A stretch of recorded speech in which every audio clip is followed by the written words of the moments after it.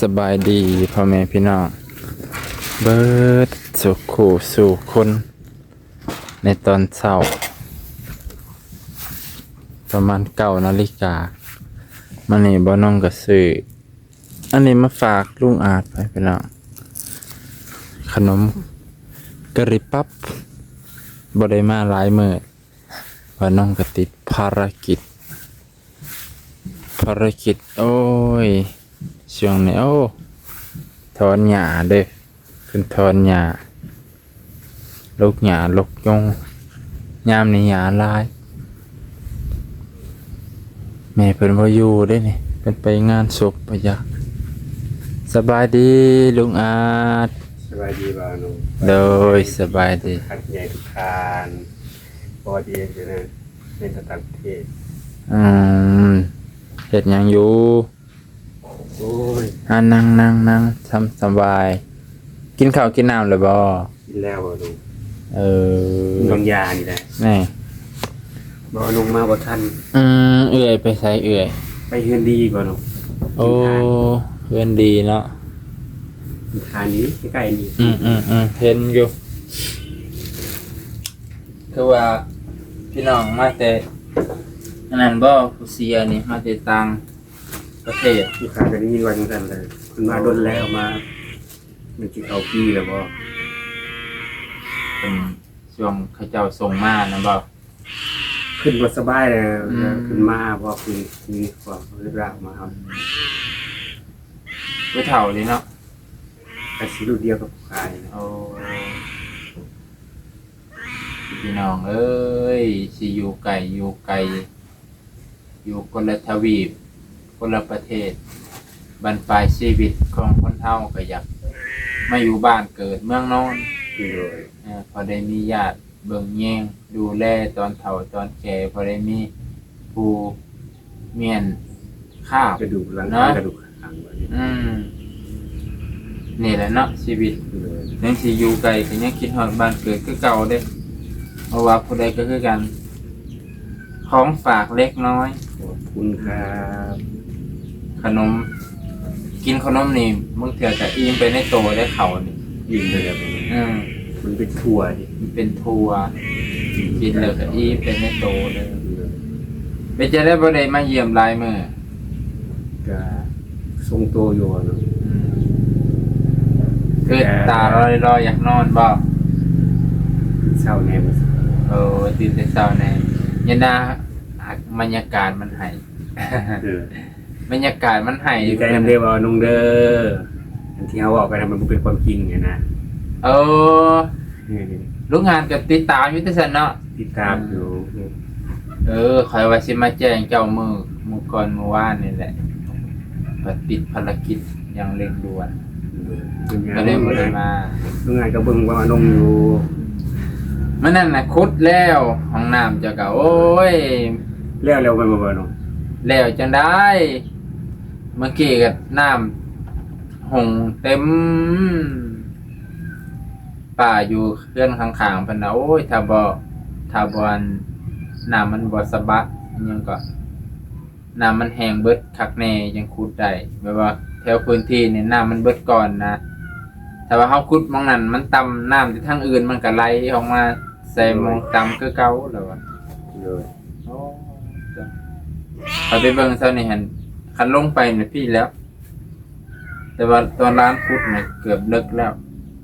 เกือบเพียงเอวแล้วมันเป็นขี้ตมเล็กมันพุดย่างมันเป็นขี้ตมพุดตัวนี้หมูก็เจือนลงพุดแล้วนั่นก็เจือนลงมันนี่เป็นบ่อพร้อมมันนี่เอาเลยเป็นสายน้ำเลย แต่ว่าก็บ่ได้เลิกหรอกตัวสายน้ำนะ เลย บ่อนนั่นน่ะบ่อนเขาเจ้าสิเจาะบาดาลตอนน่ะพอเพิ่นกวดเบิ่งคักแน่ได้ตอนน่ะถอยรถเข้าไปแล้วมันติดลมเขาก็เลยถอยออกมาก็เลยไปกวดบ่อนใหม่ที่จริงอ่ะบ่อนนั่นแหละเขาสิเจาะบาดาลเฉพาะแนวเขากวดนะ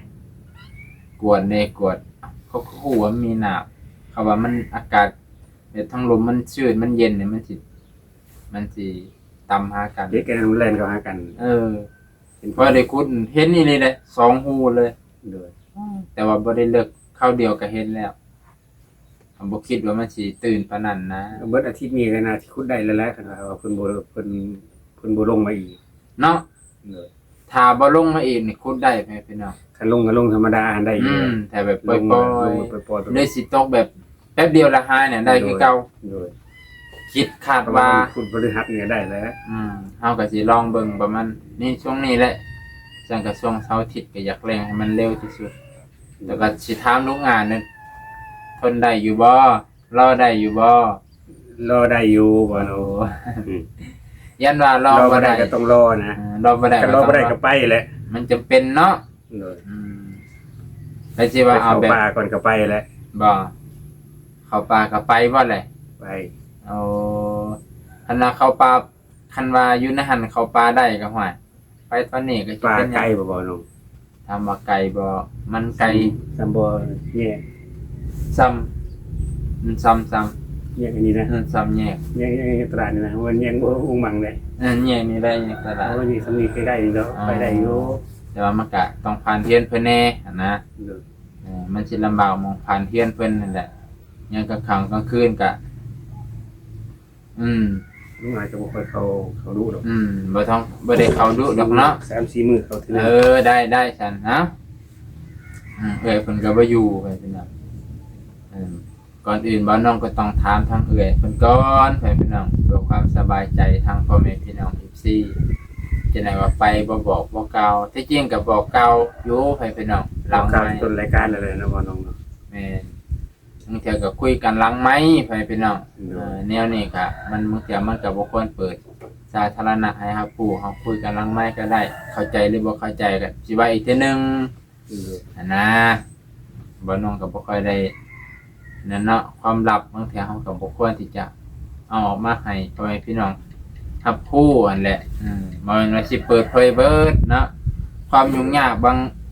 างเรื่องมันก็มีเบิดอันแหละพ่อแม่พี่น้องการย้ายการไปการมามันก็มี แต่ก็บ่มีปัญหาดอกบ่น้องเอ้ยก็บ่ต่างกันกับว่าคนเฮาไปสร้างครอบครัวนี่แหละในเมื่อที่ว่ามันมีกิ่งก้านมันก็ต้องแตกออกไปนะที่จุ่มกันอยู่มันก็เป็นไปบ่ได้นะ เนาะเถิก กันว่าพี่น้องกันแล้วก็สิอยู่จุ่มกันอยู่มันก็เป็นไปบ่ได้ในเมื่อที่ว่ามันมีทิศทางของใครของมันแล้วมันก็ต้องไป แม่น บ่ต่างกันกับเฮาไปหาอยู่หากินนั่นแหละ เถิ มันก็ต้อง ก ไป มามองได้ที่ว่ามันก็ต้องเป็นครอบครัวมันนะใหญ่กันแล้วนะ เนาะแม่น ต่างคนก็ต่างมาหากิน เฮาก็ลุงอาจก็ได้โอกาสก็เอาก็ถือว่าก็ให้เพิ่นยกย้ายอยู่ผู้เดียวให้พี่น้องมองเพิ่นด้วยมันอยู่ใช้ก็สบายใจเบิดแหละแต่ว่าเพิ่นก็ขออยู่ผู้เดียวก่อนช่วงที่ยังมีเครื่องมีแฮง คนก็ต้องมีคือครอบครัวของตัวเอง แม่ ต้องพึ่งตัวเองนะ มันสิมี FC ผู้หนึงเพราะว่าแม่ผู้หนึงเพิ่นน่ะเมื่อที่ดินน่ะบ่มีชื่อลุงอาจสิอยู่และสบายใจบ่ค่อยถาม ถามมันสั่นบ่บ่น้อง อ่า ลุงอาจก็ตอบตรงๆเลยว่าสบายใจ เพราะว่าลุงอาจก็เชื่อว่าน้องแล้วก็เชื่อว่าแม่เพิ่นแม่เพิ่นก็เว้ามาเลย โดยแม่เพิ่นก็แซดส่วนโตแล้วเนาะ ก็เสร็จสุดโตแล้วเพิ่นก็ว่าสุดโตแล้ว บ้านน้องก็สิแจ้งอยู่ว่า เพราะน้องก็ชี้แจงแล้ว บ้านน้องบ่กล้าที่จะคิดบอกง่ายๆแต่บ่กล้าที่จะคิด คันสมมุติว่าบ่าวน้องคิดบ่าวน้องเฮ็ดแบบบ่ดีบ่งามก็บ่าวน้องเบี้ยวคนทั้งโลก แม่นก็ บ่ได้ ตัว เป็นลุงอาจคนเดียวบ่ได้หลอกแต่ลุงอาจคนเดียวนะ ถูกต้อง บ่าวน้องก็คนในสังคมเนาะบ่าวน้องเฮ็ดก็เรื่องของบ่าวน้องนั่นก็แล้วแต่บ่าวน้องเนาะกันก็ได้ แม่นถูก ผู้ ต้ ค้า อง ก็บ่ ถูก ห้าม ต้อง กันบ่กล้าห้ามบ่กล้าเว้า แม่นแหละ แต่ถ้าบ่าวน้องไล่ผู้ค้านี้สมมุติว่าจังซี่นะ สมมุติได้นี่นะ สมมุติ โดยที่ว่าผู้ค้าบ่ได้ผิดหยังนะ แล้วไล่ผู้ค้านี้นี่ก็บ่าวน้องก็ตัวคนทั้งโลก แม่น เหมือนตัวแต่ตัวแต่ผู้ค้าผู้เดียว แม่นคอยนี่เป็นผู้ผิดเต็มๆเลยมันเป็นแบบนั้นไปพี่น้อง ถ้าผู้ค้าลักมุกยกฮอไปบ่สร้างหยังบ่งาม อันนี้นี่บ้านเพิ่นที่เตียนมาแล้วนี่ก็นี่ผู้ค้าก็ต้องยอมรับกรรมอันนี้นะ นั่นแหละ เนาะเป็นซั่น ก็ ที่บ้านท่านเมืองเพิ่นจังซี่นะ เนาะพ่อแม่พี่น้องเพิ่นก็เห็นคอมเมนต์ดอกว่าแต่ว่าเพิ่นก็บ่ได้คอมเมนต์ช่องบ่น้องรับก็เลยว่าเพิ่นก็สิเป็นห่วงติเพิ่นน่ะขณะเพิ่นว่าโอ้ยบ่คันเป็นข่อยบ่มีซื้อข่อยบ่อยู่ดอกเพิ่นน่ะจักสิว่าจังได๋ให้พี่น้องบ่าวน้องก็ปฏิบัติตามเจ้าของเงินตามแม่ฮักบ่าวน้องบ่ แม่เพิ่นก็เว้าแล้วแม่เพิ่นก็ บ่าวน้องบ่มีสิทธิ์ทางนั้นถ้าบ่าวน้องเฮ็ดแบบนั้นเจ้าของเงินสามารถฟ้องบ่าวน้องได้ ประจานออกสื่อโลด YouTube เพราะเพิ่นก็ฮู้จักสายบุญหลายคน เขาก็มาลุมบ่าวนงอย่างแน่นอน ว่าบ่าวนงโกงนั่นแหละ ลุงงานเนาะ โกงลุงอาจ แต่ โกนสายบุญ อะไร โกน ก็มีเห็นไลฟ์อยู่ได้ว่าอันน่ะลุงอาจไปอยู่กับบ่มีความหมายหยังดอกมีคอมเมนต์อยู่คอมเมนต์2คอมเมนต์นี่แหละ เพราะว่าบ่มีสื่อเจ้าของ เจ้าของ แล้วอีกผู้หนึงเพิ่นก็ว่า โอ้ยสิให้เอื้อเพิ่นไปอยู่ได้จังได๋เพิ่นน่ะเรื่องเอื้อของเพิ่นน่ะบ่ฮู้จัก อันเรื่องเอื้อของเพิ่นนี่บ่น้องบ่กล้าเชื่อจังได๋บ่การันตีว่าเพิ่นสิไปอยู่นำบ่ให้พี่น้องเพราะว่าจุดประสงค์ผู้ซอยเพิ่นก็อยากซอยแต่ลุงอานะเพราะพี่น้องคือสิเข้าใจเนาะเพิ่นอยากซอยแต่ลุงอาให้พี่น้องเพิ่นน่ะอับพับเข้าใจบ่อับพับสิไปทางใดมาทางใดก็ยากลำบากบ่มีที่อยู่ที่นอนเพิ่นแม่เพิ่นก็เลยเห็นเพิ่นนี่แหละคันคนที่มีแล้วเพิ่นสิซอยให้หยังไปพี่น้องนั่นนะเดี๋ยวไปเยี่ยมยามหาสู่กันน่ะมันก็ได้ปกตินั่นแหละไปพี่น้องให้น้องกันสิลูกหลานไปเยี่ยมไปเล่นนี่สิเป็นหยังไปพี่น้องแต่ว่าลุงอาจเพิ่นก็คือเพิ่นว่าแหละเมื่อเติบโตขึ้นมาแล้วเพิ่นก็อยากอยู่เป็นที่ของเจ้าของเรื่องดินเรื่องดอนน่ะบ่ต้องเป็นห่วงลุงอาจเด้เลยผู้ค้าบ่ได้เป็นห่วงเลยบ่น้องเด้อผู้ค้าบ่ได้เป็นห่วงเลยผู้ค้าก็คือผู้ค้าบอกกับบ่น้องทีแรกบ่น้องเสนอผู้ค้าทีแรกนอนหลังไม้เนาะเขาบอกกันหลังไม้นะว่าไปบ่ได้เป็นชื่อลุงอาจสิเป็นชื่อลุงอาจแต่เป็นชื่อข่อยนำบ่น้องว่าสินะแต่ในเมื่อที่ว่าแม่เพิ่นตัดสินใจว่าให้ชื่อบ่น้องผู้ค้าก็บ่ได้ว่าหยังโดยอยู่ได้ก็อยู่ได้เพราะชีวิตผู้ค้าเดียวโดยนั่นแหละเพิ่นก็มีหลายเหตุหลายปัจจัยที่เพิ่นใส่ชื่อมันก็บ่แน่บ่นอนเนาะบางเทื่อมันก็ขนาดเพิ่นเปลี่ยนใจไปทางใหม่ก็มีเปลี่ยนใจเฮ็ดอีกอย่างนึงก็มีมันเปลี่ยนได้นะเปลี่ยนได้ซื่อๆให้ไปนำไปเปลี่ยนกรรมสิทธิ์เปลี่ยนก็บ่ได้เปลี่ยนยากก็เปลี่ยนในบ้านนั่นแหละแม่นเปลี่ยนในบ้านกรรมสิทธิ์ก็คือข่อยอยากให้พวกนี้ครอบครองดินตัวนี้ไว้เด้อข่อยมาเปลี่ยนออกพวกนี้เอาพวกนี้เพิ่มเข้าลบพวกนี้ออกหรือว่าเพิ่นจะเพิ่มเขาก็เพิ่มได้แม่นมันก็บ่ได้ยากไปพี่น้องเอ้ยนอกจากคันว่าเฮ็ดใบตาดินแล้วมันก็มีแต่ไปเปลี่ยนใบตาดินเปลี่ยนเล่มใหม่เปลี่ยนชื่อเปลี่ยนใบใหม่เปลี่ยนใบเก่าเป็นใบใหม่พี่น้องมันบ่น้องบ่ได้แต่ความสบายใจลุงอาจเพิ่นก็สบายใจไปพี่น้องบ่น้องก็ย้ำว่าเพราะว่าบ่น้องเป็นห่วงเว้าเดียวว่าเงินลุงอาจแม่นี่ลุงอาจมันก็เต็มคำแล้วคำนี้แม่นเรื่องดินนั้นมันสิเป็นซื้อไปแล้วแต่ว่าเงินมันเป็นลุงอาจอยู่แล้วแม่นเพราะน้องก็เป็นลุงอาจอยู่แล้ว FC เพิ่นด่านี่ขนาดมาเฮ็ดลุงอาจยังบ่ได้มาจะว่าสิว่าจังได๋โอ้อันนี้มันก็อันให้ทีมงานเพิ่นเฮ็ดบ่ให้ทีมงานเพิ่นเฮ็ดเพราะว่าง่ายๆคือว่าให้เพิ่นมีรายได้แน่นะลูกหลานบ่าวน้องเพิ่นก็แล้วลุงอาจไปก็พอได้ว่าไปก็เท่านั้นแหละเนาะโดยอันนี้ก็บ่น้องก็สิอธิบายเติมที่ว่าลุงอาจบ่ได้ไปเบิ่งไปเฮ็ดไปหยังนำบ่น้องก็เห็นความลำบากของเพิ่นครับเพิ่นไปเพิ่นก็บ่ได้เฮ็ดหยังไปพี่น้องบ่น้องคือบ่อยากให้เพิ่นลำบากนำหั่นนะก็คือลูกหลานบ่น้องเฮ็ดเป็นเบิดอยากให้เพิ่นเฮ็ดทั้งที่แม่เพิ่นก็ก็ให้ลูกหลานบ่น้องเฮ็ดเด้อถ้าเพิ่นเฮ็ดเป็นก็ให้เพิ่นอันนี้นำคันลุงอาจแข็งแรงบ่น้องก็บ่ว่าดอกลุงอาจเฮ็ดได้บ่น้องบ่ได้ว่าบ่น้องสิเอาเพิ่นไปยกไปย่อซอยแต่นี่เพิ่นก็อันนี้เว้าเนาะอยากเห็นลุงอาจเฮ็ดเอาไว้แม่เพิ่นเฮ็ดเงินลังใหญ่ให้ก่อนสิจัดการเองเนาะเฮ็ดสิเรียกทีมงานเก่ามาขอให้แบบว่าเป็นผู้ซอยให้ลุงอาจเป็นผู้วางแผนให้เนาะนั่นแหละพี่น้องอันนี้มันก็เลยว่าเฮ็ดน้อยๆก็บ่ได้เฮ็ดใหญ่ก็ลูกหลานเขาเฮ็ดได้ก็บ่จำเป็นที่จะให้ลุงอาจไปจังได๋แหละไปย่างน้ำว่าซั่นเถอะเฮาพอเฮ็ดได้ไปพอดีแม่นเพิ่นซื่อแม่นเพิ่นเฮ็ดก็ลูกหลานบ่าวน้องเฮ็ดก็ได้แล้วแม่นพี่น้อง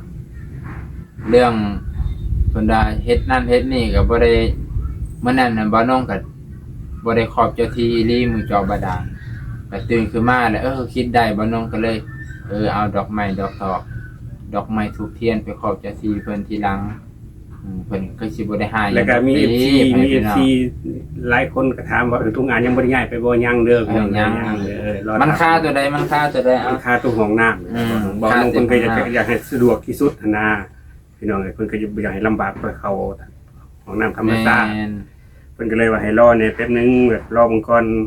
ขนาดมันเร่งแล้วนี่ โดย เร่งมื้อนั้นแบบไปเอาลุยกันเลย ตกกระยามันฝนอาจจะทั้งลุมมันบ่มีน้ำเพราะว่าแต่ขุดลงไปเดี๋ยวเจะนั้นสิไปรีวิวให้เบิ่งอีกว่า เรื่องไปลุงอาจไปแน่นอนแหละเรื่องไป ไปแน่นอนไปพี่น้อง บางเทื่อก็อาจสิไว้นี่ก็บ่ฮู้ของน้ำเพิ่นได้แล้วก็ เนาะ ก็เป็นได้ ตั้ ตั้งไป บางทีอาจจะไปก่อนก็ได้ไปพี่น้องถ้าเบิ่งก่อนบ่าวน้องถามเพิ่นคักๆไปได้ก็ไปพี่น้องบ่ได้ยากไปเทละอย่างสองอย่างสิเป็นหยังไปพี่น้อง เอาคนไปก่อนเอาเครื่องไปทีหลังเดี๋ยวเอาเบาบางมาค้นเครื่องให้ก็สิเป็นหยังคนละคัน2คันเครื่องลูกอาจก็บ่ได้หลาย บ่ได้หลายดอกมีเสื้อผ้ากับตะกร้าที่เอาได้ งั้นบ่าวน้องว่าคันสิไปนี่บ่าวน้องก็ต้องไปขอพ่อบ้านข้างในบอกพ่อบ้านนายบ้านเพื่อเป็นเนาะเพื่อให้เพิ่นรับผู้นำเนาะ โดย แบบมีผู้อยู่อาศัยอยู่นี้ค นนั้นคนนี้คือถ้าว่าเพิ่นอยากได้หลักฐานก็มาวัดประชาชนผู้ขายไปยืนยัน แม่นนั่นนะไปพี่น้องบ่าวน้องก็บ่แม่นว่าสิล่วงล้ำคำเกิน โดย คำหน้าคำตาเพิ่นก็ บ้านเมืองมีคือมีแปรคือเพิ่นว่านั่นเนาะ แม่น เนี่ยมีคิดมีจอมเพิ่นว่านะ แต่ว่าตัวเฮ็ดนั่นบ่าวน้องอันก็บ่ได้บอกบ่ได้ดอก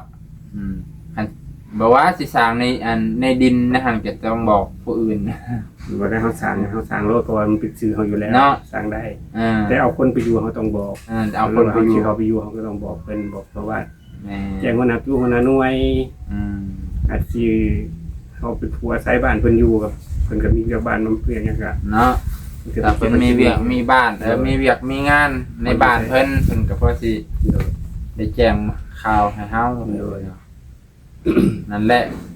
โอ้ยให้พี่น้องบ่ต้องกังวลบ่ต้องอัน ไปแท้แน่นอนพี่น้องเอ้ยมาถึงขนาดนี้แล้วไปแท้แน่นอน แม่นเฮ็ดให้ปานนี้ลุงอาจเพิ่นยังสิบ่สบายใจบ่ยังว่า จะถาเบิ่งอีกหน่อยหนึงถาเบิ่งห้องน้ำว่าเบิ่งอาทิตย์นี้แหละอาทิตย์ที่ออกมานี่แหละ ในใจอยากให้ห้องน้ำแล้วคักๆไปเลยก็อยู่เลยนะ โดย สบายโลดนี่ไปจนลำบากห้องน้ำเนี่ยโอ้ถ้าบ่คุ้มอยู่หั่นบ่ได้แล้วไปพี่น้องมันโล่งเนาะเพื่อนสองข้างเลย อืม อันสิว่าไปป่าก็บ่แม่นว่าสิอันนั้นก็มันเข้าป่าจะต้องเข้าไปลึกๆอีก เพราะว่าทางมันสองข้างเด็กป่าเนาะแต่ว่าก็บ่เป็นหยังดอกไปพี่น้องเบิ่งตามเหตุการณ์ความเป็นจริงแต่เพิ่นอาจจะว่าโอเคไปได้ก็บ่น้องก็พาเพิ่นไปพี่น้องก่อนสิไปบ่น้องก็บอกบอกน้องเพิ่นคักแน่เด้อพี่น้องเพิ่นอนุญาตสิว่าจังได๋ก็ค่อยว่ากันพี่น้องเนาะนั่นแหละมื้อนี้ก็เลยมาแจ้งเรื่องดีให้ลุงอาจฟังพี่น้องห้องน้ำเพิ่นก็กำลังดำเนินการอยู่แต่ว่าให้มันทันกับโบกมันอย่างมองน้ำดินนี่แหละ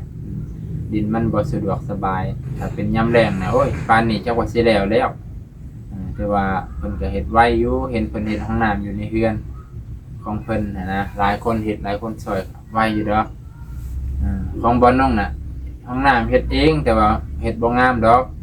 ก่ออิฐก่อปูนก็แต่ว่าพอเฮ็ดได้แต่มันให้มันงามนะมันบ่งามดอกเอาไปพี่น้องเอ้ยมียัง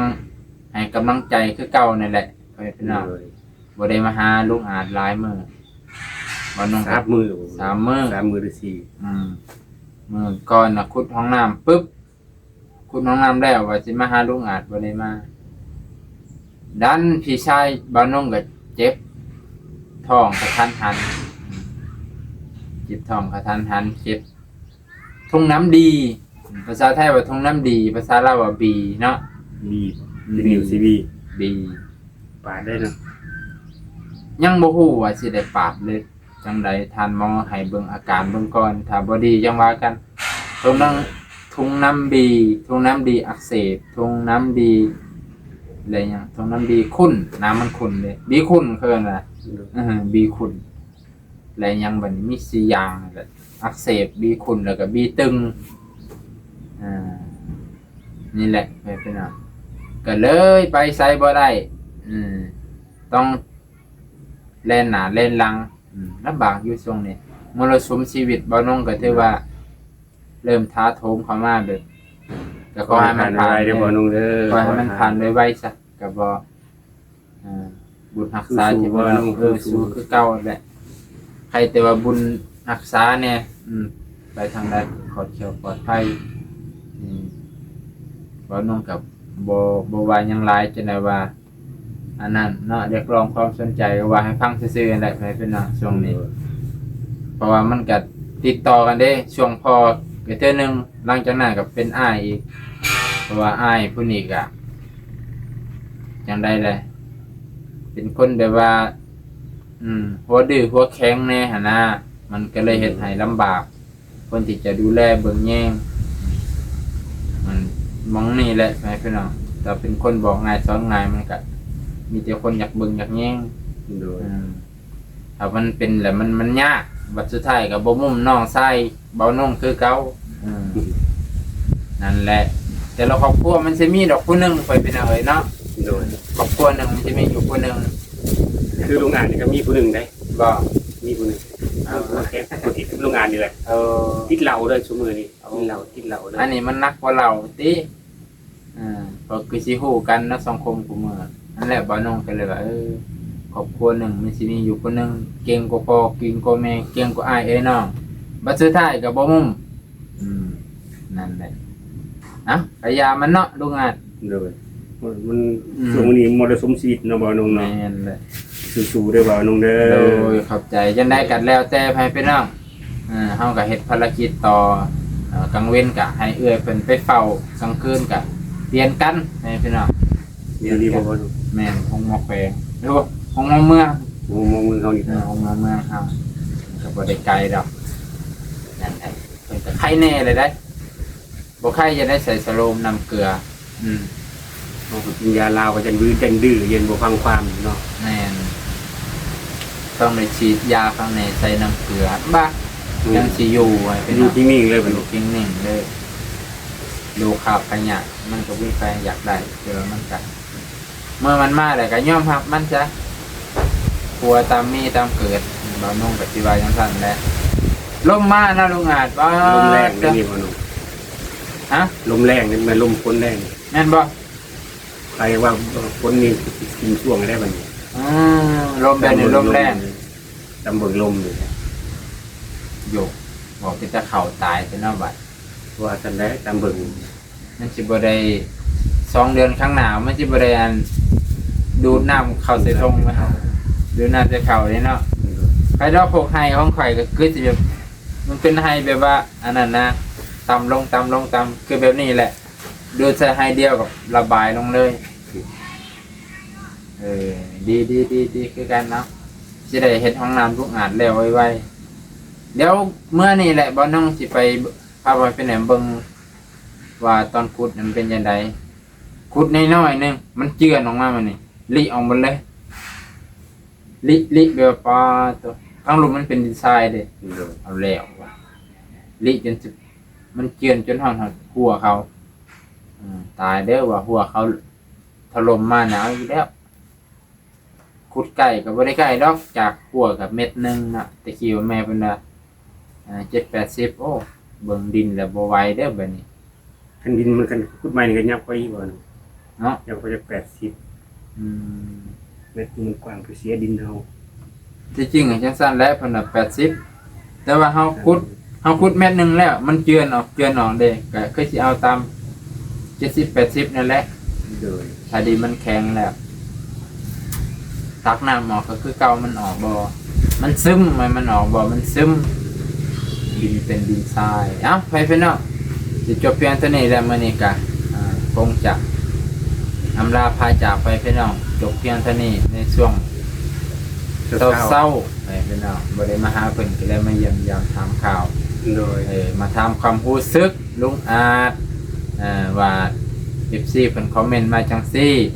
บ่นงก็มาอธิบายเพิ่นฟังว่าให้สบายอกสบายใจโลดบ่ต้องเป็นห่วงบ่นงบ่มีสิทธิ์ทางนั้น แม่กุ้งแม่เพิ่นเลย คันบ่นงเฮ็ดก็ตามบ่ตัวพ่อแม่พี่น้องป้าลุงแล้วก็ตัวแม่ฮักบ่นงบ่มีสิทธิ์ตอนนี้ก็มีแต่แม่บ่นงนั่นแหละเป็นผู้มีสิทธิ์เท่านั้นเพิ่นสั่งให้เฮ็ดจังได๋ก็เฮ็ดตามเพิ่นพ่อแม่พี่น้องบ่นงแค่ใส่ซื้อในการซื้อขายเพิ่นมาเพิ่นเปลี่ยนซื้อผู้ใหม่ก็ได้บ่มีปัญหาพ่อแม่พี่น้องเอ้ยเรื่องนี้ตามว่าลุงอาจสบายอกสบายใจไว้โลดเรื่องการไปอยู่ไปนอนบ่น้องบ่ได้ว่ามาดินก็ได้ โอ้ยมันก็โพดเดี๋ยวมันสำคัญ น้องว่าดินบ่น้องก็ขออยู่ได้กราบแล้วมือลงไปเลยติ มันก็โอ้ยบ่เฮ็ดปานนั้นดอกบ่เฮ็ดดอกมันบ่เฮ็ดปานนั้น บ่ได้เอาพื้นว่า เนาะเดี๋ยวล่ะ FC เพิ่นก็ว่าไปซั่นแหละไปพี่น้องนาจิตตังเด้อไปพี่น้องเนาะ เพิ่นก็สีวันหน้าไว้นะ เพิ่นก็ย่านบ่ย่านด้วยว่าอนาคตบางเทื่อบ่าวน้องขับคันบ่มีเงินบ่มีคำขายดินดอนตอนหญ้าโอ้ยก็สิบ่ปานนั้นดอกติไปพี่น้องของเพิ่นก็สิมาเฮ็ดเป็นของโตมันก็โพดดอกเนาะมันก็สิบ่แม่นดอกนะเอาไปพี่น้องเอ้ยยังว่าทุกอย่างมันขึ้นกับแม่บ่ฮักบ่น้องเด้อไปพี่น้องเพิ่นให้บ่น้องเฮ็ดจังได๋บ่น้องก็เฮ็ดตามเพิ่นบอกเนาะจุดประสงค์เพิ่นเฮ็ดจังซั่นจุดประสงค์เพิ่นให้เฮ็ดจังซั่นบ่น้องก็เฮ็ดตามเพิ่นถ้าบ่น้องบ่เฮ็ดก็ผิดใจเพิ่นได้พี่น้องนั่นแหละบางคนก็เข้าใจบางคนก็บ่เข้าใจก็บ่เป็นหยังนาจิตตังพี่น้องแนวโมนี้เนาะจังได๋ก็ขอมขอบใจ จังได๋วันนี้ลุงอ่านเรื่องลุงอ่านเนาะเรื่องไปแท้แน่นอน FC เป็นไงคุณท่าที่ไหนแน่นอน ไปแน่นอนไปอยู่แท้แน่นอนแต่ว่าต้องรอเวลาอีกหน่อยนึงคือเพื่อมันจะสมบูรณ์ทางด้านของน้ำแน่นเพราะว่าคันเฮาสิไปเข้าของน้ำธรรมชาติมันก็ไปไกลแน่นบ่นุ่งก็เลยว่าเก็บไว้ก่อนคันว่าอดบ่ได้อีหลีก็ไปเด้ไปก่อนคันแบบอยู่นี่ขับคันยังขับคันแห้งก็ว่าก็บ่ขับคันดอกไปอยู่ได้ก็อดเอาไปนะไปด้วยแบบว่าความสบายใจทั้งนี่และทั้งนั้น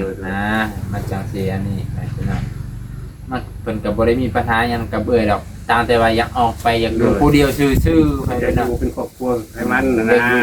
อยากอยู่ไทมันซื่อคันว่าให้ลดภาระเอื้อยก็ว่าแม่นเนาะเอื้อยเพิ่นก็บ่แม่นว่าวัยหนุ่มวัยสาวเพิ่นก็เฒ่าแล้วพี่น้องเป็นผู้ของเพิ่นเป็นผ่านมาเดี๋ยวมันมีผู้ใหญ่เพิ่นให้โอกาสแล้วก็พากันไปแน่นนั่นแหละบ่แม่นว่าผิดกันกับเอื้อยบ่ครับบ่ถึงขั้นนั้นพี่น้องเอื้อยเพิ่นก็เฒ่าแก่ชราเนาะสิให้เพิ่นมาครัวอยู่ครัวกินให้ลุงอ่านบางเทื่อก็ตาดิตนได้ไปพี่น้องผู้เฒ่าผู้แก่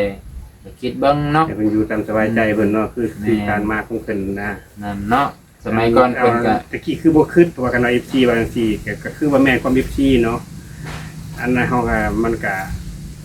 มันตันเด้